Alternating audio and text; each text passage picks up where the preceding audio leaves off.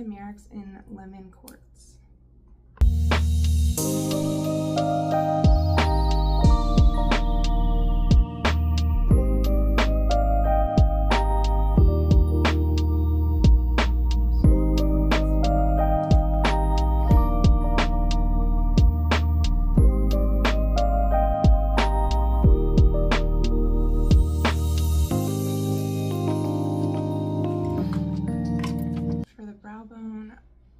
Artist Couture in Gold Digger.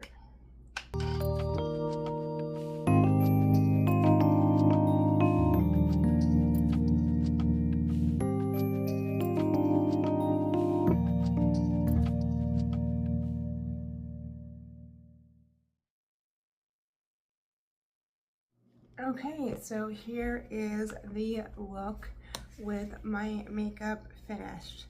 I am in love with this palette so far. I can't wait to try the other two, but these formulas are definitely different than anything I have tried from Morphe, and the fact that they're only $15 is great.